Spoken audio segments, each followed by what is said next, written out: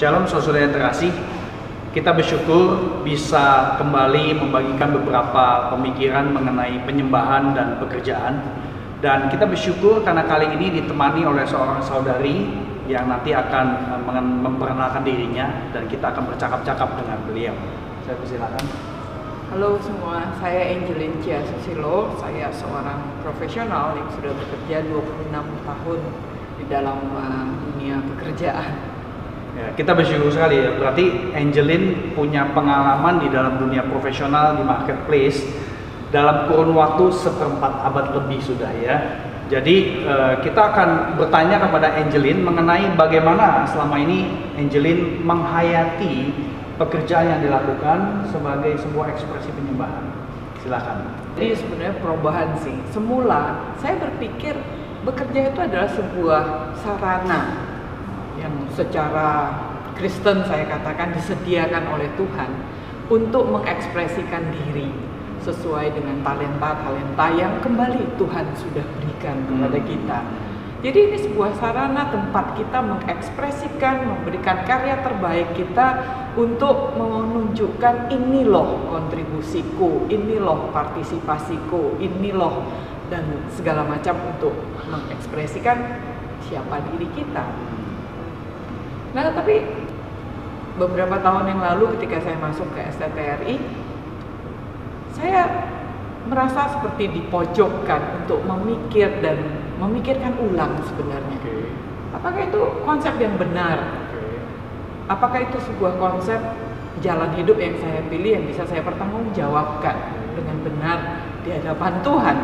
Dan dari pengalaman, dari perenungan itu, beberapa masukan persekutuan yang saya alami di sekolah ini, ada banyak hal yang dibukakan oleh Tuhan dan yang menurut saya itu membantu saya untuk kembali menempatkan yang lebih prioritas di tempat yang lebih prioritas seharusnya. Oke. Nah ini menarik sekali ya, karena Angelin mengatakan bahwa pada awalnya kamu punya konsep seorang pekerja Kristen itu adalah mengekspresikan talenta, pekerjaan itu adalah sarana untuk dapat mengaktualisasi diri dan sebagainya. Benar. Tetapi setelah mendapatkan input rohani, masukan lewat pembelajaran firman Tuhan, teologi dan sebagainya, ada pergeseran perspektif mengenai bagaimana kamu melihat pekerjaan. Nah, ada gak satu hal spesifik yang Angelin bisa cerita pergeseran perspektif itu yang terkait dengan aspek bagaimana kamu menyembah Tuhan lewat pekerjaan itu? Iya, saya sangat dikuatkan dengan firman Tuhan Kejadian 2:15 yang Tuhan sendiri bilang bahwa dari pertama ketika Tuhan menciptakan manusia itu, satu hal yang Tuhan bukakan adalah ada kesadaran di mana kita ciptaan dan Tuhan itu pencipta. Dan ketika Tuhan menciptakan manusia itu, Tuhan menempatkannya di sebuah taman untuk mengupayakannya, mengusahakannya, dan memelihara taman itu. William Perkins bilang pekerjaan itu adalah sebuah vocation, dia bilang ya, vocation itu is a certain kind of life that ordained and imposed by God for common goods. Jadi memang ada campur tangan Tuhan untuk menempatkan manusia itu di taman. Manusia itu ditempatkan di dalam sebuah konteks dan diperintahkan untuk diusahakan dan dipelihara. Jadi saya merefleksikan itu dalam pekerjaan, bahwa pekerjaan itu adalah sebuah assignment gitu dari Tuhan.